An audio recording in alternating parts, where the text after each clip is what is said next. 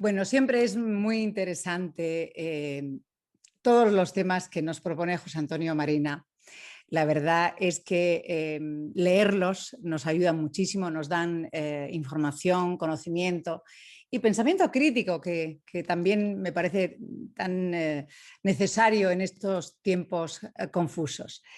Y aquí está su último libro que me he leído, Biografía de la Inhumanidad, Historia de la crueldad, la sinrazón y la insensibilidad humanas, nada más y nada menos. José Antonio Marina, hola, gracias por su tiempo una vez más. Encantado de hablar contigo. De verdad que sí, José Antonio, porque bueno, no para, como le decía, tiene una actividad impresionante. Seguro que ya está en nuevos proyectos. Oímos con frecuencia, José Antonio, que nunca hemos tenido menos violencia que en la actualidad, si valoramos lo que ha ocurrido en todo el tiempo de toda la humanidad, que nunca hemos tenido tantos derechos, tanta justicia. Pero bueno, ¿realmente es así, José Antonio? Sí, es así, Isabel, pero en términos porcentuales. Es decir, en porcentaje, el número de personas que murieron en la Segunda Guerra Mundial es menor que el que morían en las guerras del Imperio Romano.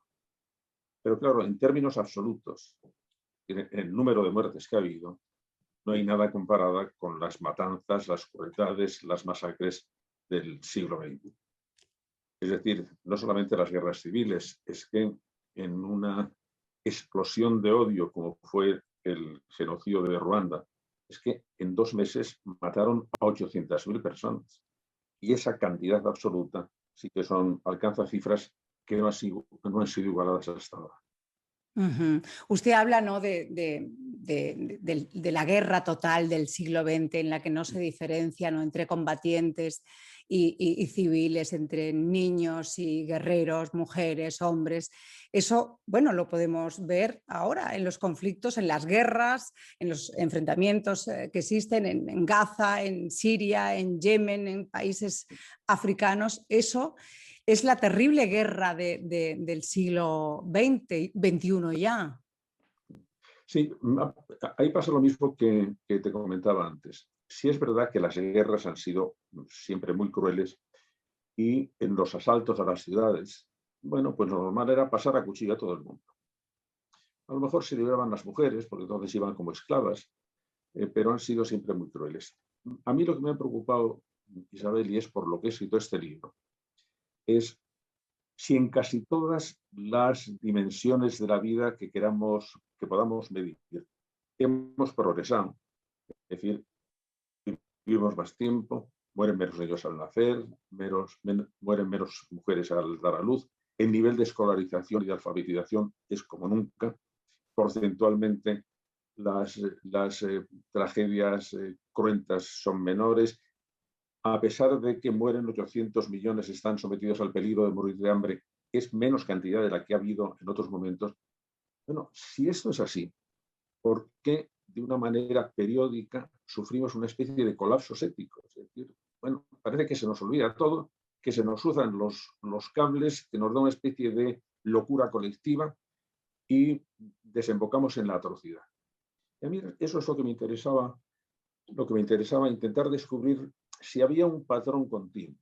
Es decir, si había unos mecanismos que podían además estar trabajando en la profundidad de nuestra memoria ancestral, que de repente emergían como si fuera un volcán, con la idea de que si conocíamos esos mecanismos, a lo mejor podíamos controlarlos y evitar que se repitieran estos horrores.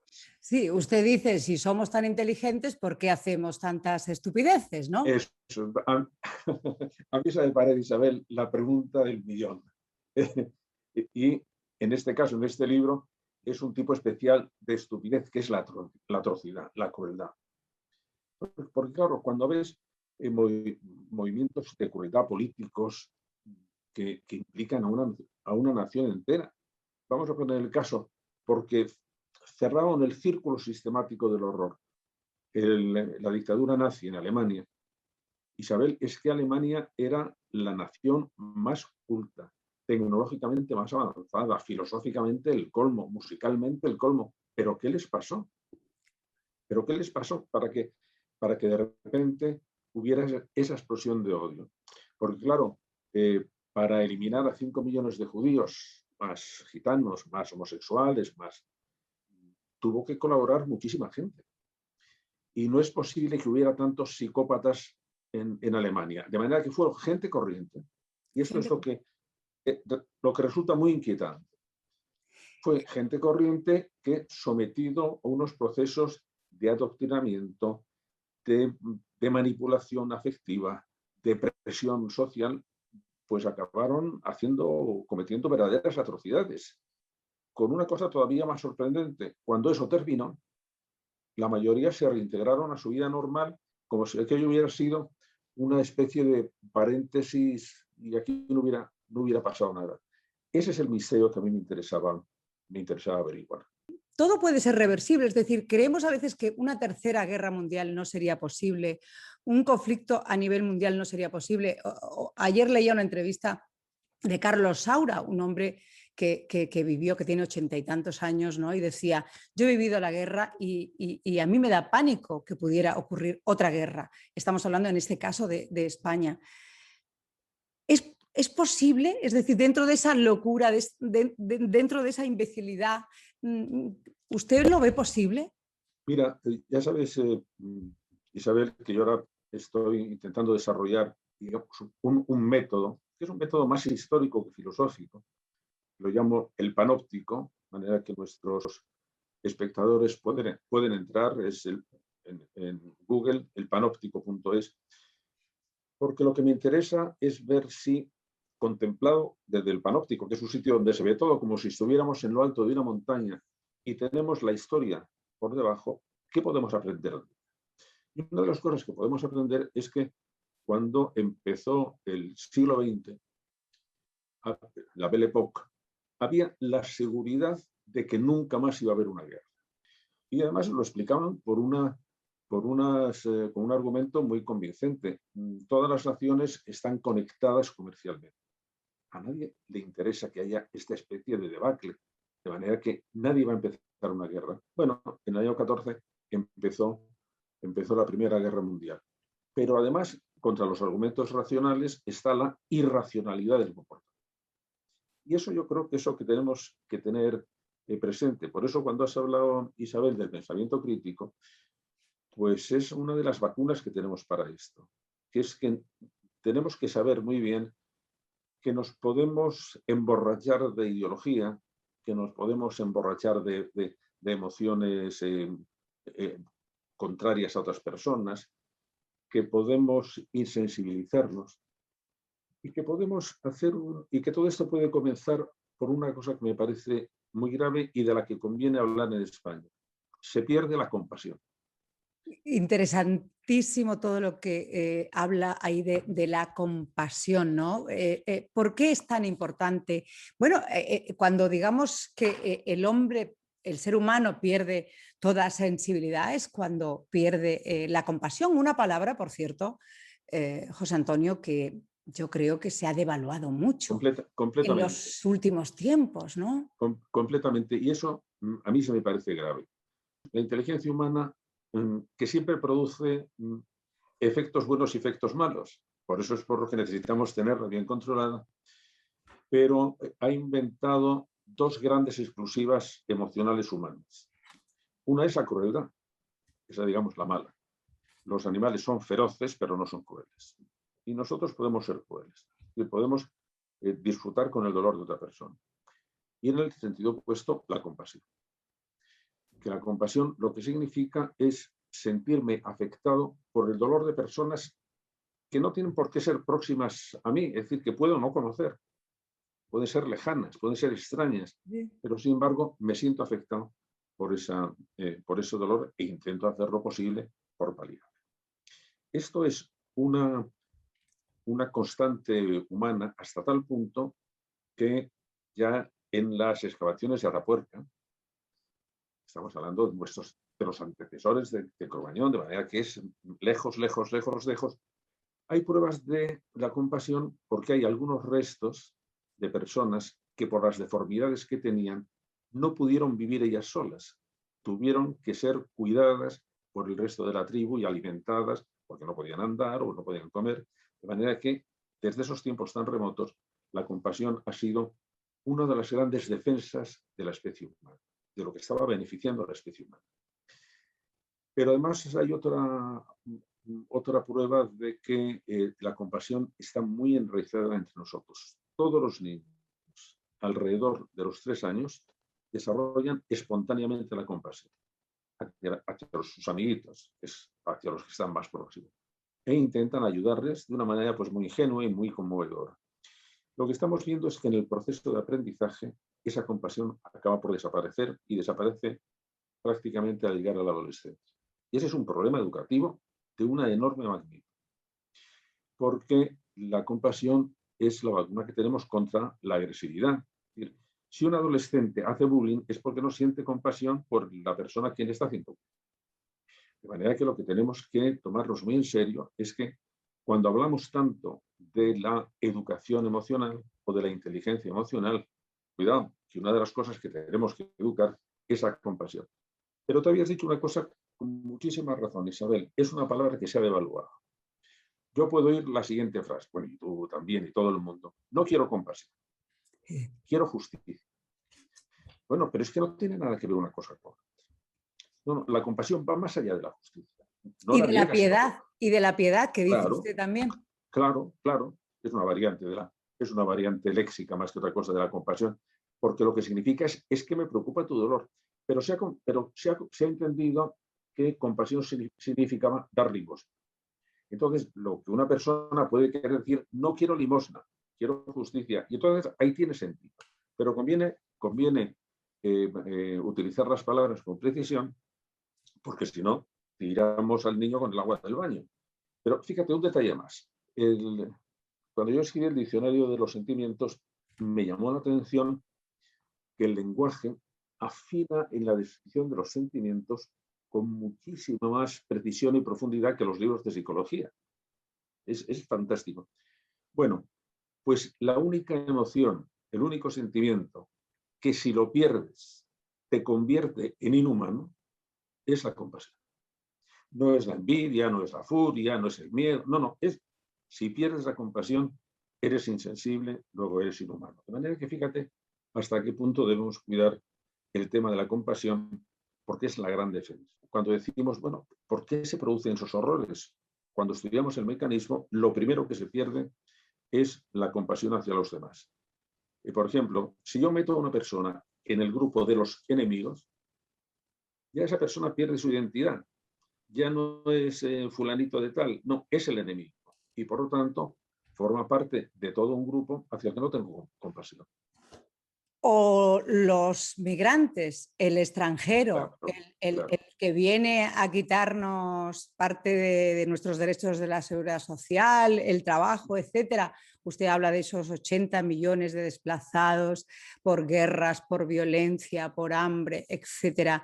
José Antonio, ahí hemos perdido la compasión como, Sí. como la civilización contemporánea que está presenciando en este momento esa injusticia, ¿no?, contra estos seres humanos que los estamos abandonando y dejando morir. Ahí hemos perdido la compasión. Ocurre un poco, ¿cómo puede durar esto? ¿Cómo podemos mirar para otro lado?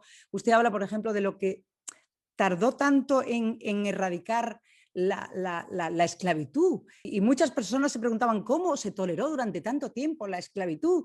Y nosotros algún día nos diremos esto, ¿cómo estamos tolerando esto con tantos millones de personas, José Antonio? Yo creo que sí, y el ejemplo está muy bien puesto. Cuando estudias el tema de la esclavitud, que por cierto, en España la esclavitud estuvo permitida hasta 1890, hasta antes de ayer. Aquí todavía en la Castellana de Madrid tenemos una estatua de Emilio Castelar pronunciando un discurso y era un discurso para abolir la esclavitud. De manera que hemos sido muy tardíos en darnos cuenta de lo que significa la esclavitud. Bien, es verdad que en España solo estaba permitido en Cuba, pero Cuba era una provincia española en aquel momento, de manera que nosotros no teníamos la sensibilidad. Y yo creo que dentro de algunos años pensaremos respecto de nuestro tratamiento a los migrantes algo muy parecido a lo que ahora pensamos sobre la esclavitud. ¿Cómo no nos dimos cuenta de lo cruel que estábamos siendo? Ya sabes que me he dedicado toda la vida a la educación, a la psicología, a la neurología, pero mi interés ahora por la historia es porque yo creo que debemos aprender de ella, no solo conocerla. Bueno, tú puedes conocer la historia sin sacar ningún provecho. No, lo interesante es, una vez que conoces la historia, ¿qué puedo aprender de ella? Te voy a poner un ejemplo, porque te habrá pasado a ti también. Mucha gente que cuando comenzó la pandemia nos preguntaban, bueno, ¿y qué cree usted que vamos a aprender de la pandemia? Y daban la impresión que vamos a salir transformados. Y decía, es que de lo que se vive, por el hecho de vivirlo, no se aprende nada. Porque por el hecho de vivirlo, si aprendiera, todos los que somos octogenarios seríamos sabios, cosa que evidentemente no somos. De manera que no es solo vivir lo importante, es querer aprender de lo vivido. Y eso significa un esfuerzo, un método, una tenacidad, un intento de no dejarnos llevar de demasiados prejuicios, y entonces sí podemos aprender de la pandemia. Si no, saldremos de la pandemia exactamente igual que entramos, y cada uno con sus experiencias personales. Y con la historia pasa igual, y que todos podemos ser colaboracionistas inconscientes o involuntarios. O con cuestiones muy concretas, muy actuales todavía. Usted también habla, lógicamente, de la violencia sexual contra las mujeres. Pone ejemplos de muchísimos conflictos, en las guerras, por supuesto, en los conflictos sigue ocurriendo las violaciones sistemáticas contra las mujeres. Pero, José Antonio, es que aquí, a nuestro lado, se permite la prostitución, cuando sabemos que ahí hay una trata de mujeres tremenda. ¿Acaso la sociedad no es indiferente y poco compasiva, utilizando lo que decíamos Sí, sí. antes, hacia esta violencia contra las mujeres? Bueno, completamente. Y además es que ya sabes las polémicas que pueden surgir con un tema que a mí me parece que está tan sumamente evidente y tan sumamente claro. Se manifiestan no solo la brutalidad de las guerras, sino esa especie de machismo feroz, ¿sabes?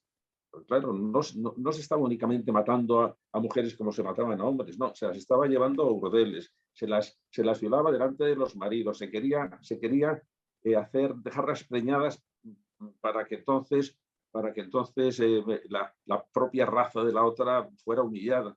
Todo esto hay que analizarlo, porque tenía una segunda derivada, que es que las mujeres que eran víctimas se sentían culpables, se sentían manchadas, no querían hablar de ello. Y eso hizo que una atrocidad así, hasta los años 80, no fuera declarado crimen contra la humanidad, que es especialmente grave, porque forma parte de una especie de prejuicios muy profundos, y muy profundos a todos los niveles, incluso el jurídico. Es decir, que hay una especie de mar de fondo machista, que a mí es el que me preocupa más.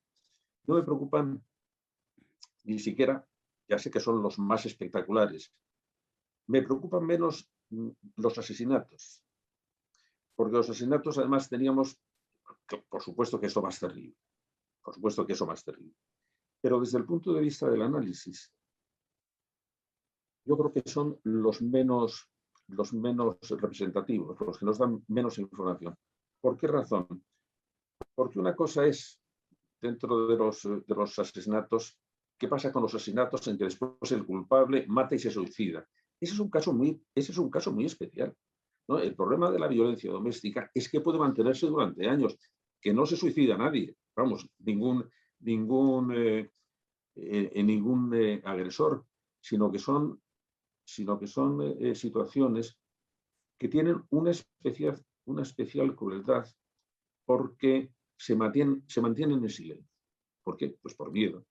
Porque sabemos que ese procedimiento es un procedimiento en que el agresor lo primero que hace es aislar a su víctima. La obliga a que corte todo tipo de relaciones con las personas que podían ayudarle. Y entonces, en el momento En el momento que una persona está en soledad, pues está a merced de de su agresor. Eso es lo que ha pasado con el confinamiento. El confinamiento, cuando la gente se atreve a hablar, el confinamiento yo creo que nos va a proporcionar una cantidad de historias terribles, terribles, bueno, pues porque la convivencia continua de una víctima con una persona, que ahí sí hay crueldad, pues ha tenido que ser espantoso. Usted habla tanto de educación, bueno, se dedica a ello, ¿no? Usted habla de la cultura, ¿no? Como el mejor salvavidas para todo esto, contra la violencia, etcétera. Volviendo, José Antonio, dice usted al libro, si la Ilustración fue el momento de la mayoría de edad de la humanidad, ¿en qué momento estamos ahora? ¿Cómo definiría este momento que nos ha tocado vivir a todos? Pues mira, Isabel, en un momento confuso, porque ha habido y está habiendo unos ataques sistemáticos precisamente contra la Ilustración. La fuerza del argumento y la necesidad que teníamos todos de intentar conocer la verdad de las cosas. De complot en contra de la posibilidad de la verdad. Las fake news. El problema de las fake news no es el que políticos o filmadores intenten engañarnos. Eso ha pasado siempre. Entonces, ¿qué es lo que había de nuevo? No, que eso se aceptaba.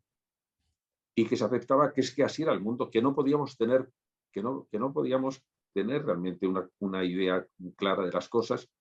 Que Trump es un caso especial del político que podemos tener, porque es el político que ha conectado mejor con la mitad del pueblo americano, con una mitad del pueblo americano que se encontraba humillada, digamos, por los listos de Harvard, y que entonces lo que estaban diciendo, sí, esos listos, lo único que son unos aprovechados, digamos, viva la anti-ilustración, que era un poco eso. Y entonces lo que ha dicho es, no es que haya fake news, es que hay hechos alternativos. Claro, cuando empiezas a decir que hay hechos alternativos, pues te metes en un terreno muy resbalado. Una segunda cosa. A mí me preocupa, no me interesa mucho, porque creo que es el fenómeno social más importante que está sucediendo ahora, lo que está pasando en China. Porque lo que está pasando en China no es únicamente que vaya a desbancar a Estados Unidos como la primera potencia económica y tecnológica, sino que tiene un programa ideológico muy fuerte, que es, nosotros tenemos otra ilustración, que no es la suya. Ustedes se están moviendo con valores occidentales, ustedes están dando demasiada importancia a la libertad.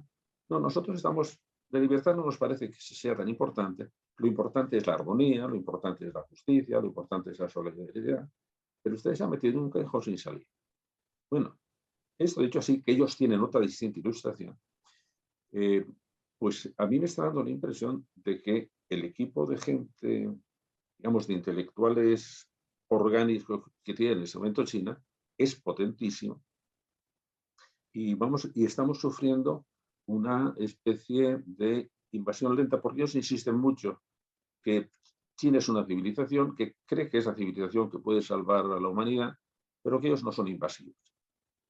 Pero claro, cuando empiezan a aparecer, Isabel, en Europa, democracias no liberales, sino democracias autoritarias, cuando las encuestas entre gente joven, universitaria, empiezan a decir que no creen que la democracia sea tan importante, estamos en un momento un poco delicado. Y que lo que tenemos que hacer es una especie de rearme filosófico del tema. Es muy interesante lo que está diciendo José Antonio. De hecho, usted recuerda a Robert Hart, lo tengo aquí apuntado, que ha advertido que la cultura actual está fomentando comportamientos que tradicionalmente se atribuía a psicópatas. Sí. A mí esto... Bueno, ahí Me Mm, parece preocupante, ¿no? sí, sí, Y luego usted da un dato, los psicópatas entre la población es del 1%, mientras que en la política o entre los empresarios sube al 4 y al 6%. Bueno, ¿en qué manos estamos? O sea, que es que da sí. miedo, José Antonio. Eso además esos son los datos que da Hare, que es un especialista reconocido mundial en términos de conductas psicopáticas. Pero es que además yo estoy recibiendo ahora una serie de estudios sobre políticos en que se ve que los políticos tienen un nivel de insensibilidad respecto del dolor ajeno, que vuelvo al mismo argumento, Isabel, que es el centro del libro, que muchos de sus comportamientos no es que sean, es que son perversos, no, es que son mecanismos casi automáticos del poder. Ya sabéis, Isabel, que estoy, después de haberme dedicado muchísimos años a la educación de gente joven, educación de niños, de adolescentes, de universitarios, ahora estoy muy interesado en ver cómo podríamos educar a los políticos. Usted habla mucho de ética. Eh, mm, claro, como me decía una vez Adela Cortina, José Antonio, cuanto mejores son los políticos, los empresarios, pues mejores serán las sociedades que dirigen, las empresas que presiden, etcétera, etcétera, y todos salimos beneficiados. Hay como una pérdida de ética, como una tolerancia sobre la indecencia, la corrupción, lo que está mal, que hemos permitido entre todos. ¿Qué podemos hacer los ciudadanos pues, para que tengamos una sociedad mejor y nos veamos beneficiados, porque está la responsabilidad personal, usted también habla mucho de ello, es muy interesante, ¿no? La responsabilidad personal de cada uno y la responsabilidad colectiva. Los grandes problemas que se nos plantean, que son problemas que tienen que ver con la agresividad, con la insensibilidad respecto del otro, con la crueldad, con la dureza. Eh, bueno, eso lo ha habido siempre en toda la historia y en todas las sociedades. Y uno de las sorpresas para mí de este libro es que todas las sociedades han intentado resolverlas de la misma manera. Es decir, han pensado que esta fuerza que nos lleva a comportarnos de una manera injusta, o una manera egoísta, o una manera cruel, o una manera estúpida, bueno, que es un río muy caudaloso, es un torrente muy caudaloso, y que entonces, si no queremos que nos arrastre, debemos poner unas presas. Y en todas las culturas han sido tres presas. La primera es una presa afectiva, es decir, debemos fomentar los sentimientos de compasión, de altruismo, de generosidad, frenar la ira, que funciona muy bien, pero el corazón humano es intermitente y manipulable. De manera que de vez en cuando esas emociones son con bastante facilidad sustituidas por vientos de furia o de odio o de buscar al culpable o de resentimiento. De manera que hemos tenido que construir una segunda presa y esa presa ya son las normas éticas de una sociedad, que cada uno las interioriza pues, con las virtudes éticas, con las virtudes cívicas y también las normas jurídicas que protegen la convivencia. Y hemos todavía puesto una tercera presa, que son las grandes instituciones, las instituciones del Estado, los sistemas jurídicos, el sistema de protección social, los sistemas de protección de la seguridad ciudadana. ¿Qué pasa? Que si queremos evitar terminar en el horror, tenemos que construir presas fuertes y vigilarlas, igual que hacemos con las presas con las presas de un embalse. De vez en cuando, vamos, están los servicios de vigilancia. ¡Ay, aquí hay una pequeña grieta! Vamos a taparla antes de que se haga. ¿Cuál es la situación en España? Las instituciones funcionan bien. Las normas morales funcionan relativamente bien, salvo una cosa que hemos padecido, lo que yo describí como un síndrome de inmunodeficiencia social. Igual como el síndrome de inmunodeficiencia física es que te quedas sin defensas, entonces no puedes luchar, contra las bacterias o contra los virus, nosotros no tenemos defensa, no hemos tenido defensas para luchar contra la corrupción. Por eso es un síndrome de inmunodeficiencia. Y entonces hemos dejado que la corrupción se meta por todas partes. Y claro, es una especie de pandemia que tenemos que empezar a ver cómo limpiamos esto. Pero todavía está resistiendo. A mí me preocupa más la primera presa, la presa emocional, porque veo tal crispación, tal violencia, tal furia, tal incapacidad para escuchar al otro, que por ahí empiezan muchos problemas serios. De manera que debemos cuidar mucho esas presas, las tres, pero en este momento en España, esa presa del enfrentamiento, en que parece que todos somos enemigos de todos, en que la política es una política conflictiva, de choque, en que, te voy a decir un secreto, Isabel, en España todos los partidos querrían ser partido único. Porque ¿qué le ha dado oposición? Con lo bien que gobernaría yo solo, sin tener que... Y entonces lo que quieren es destruir al otro partido. Bueno, eso es mal. Eso es un mal recurso. Todo lo contrario, parece que, en fin, que los pueblos más avanzados lo que quieren son parlamentos lo más plurales Claro, posibles. claro. Sí, pero no, nosotros... Y eso es porque hemos planteado la política en el terreno del conflicto. Y cuando un tema de diferencias de opiniones, de enfrentamientos, de diferencia de intereses, lo planteamos en el formato de conflicto, en el formato de choque, la solución es que uno vence y el otro pierde. El problema de Cataluña desde siempre se ha organizado en términos de conflicto. A ver si gano y a ver si los otros pierden. No, hay que transformarlo en un formato de problema. Es decir, desde aquí tenemos un problema. Que la mitad quieren separarse, la otra mitad no quiere separarse y el resto de España tiene algo que decir. Ese es un problema. Vamos a ver cómo lo resolvemos. El enfrentamiento nos lleva a ver si gano. Y el otro día, pues a ver si gano yo. O a ver si se debilita el contrario. Claro. Los problemas son complicados, pero la inteligencia es muy sabia. Ay, la inteligencia, usted que la estudia tanto, la inteligencia humana, habla de los políticos, de cómo deberían ser los políticos, pero los políticos escuchan a personas como usted, porque si yo fuera presidenta del gobierno, yo le llamaría a usted todas las semanas, aunque fuera para tomar un café, para escucharlo, nada más que para escucharlo. Mira, había una cosa, Isabel, que decía Kissinger. Y decía, yo he trabajado con 3 presidentes de Estados Unidos y he descubierto una cosa. Los presidentes, mientras están en el gobierno, no aprenden nada.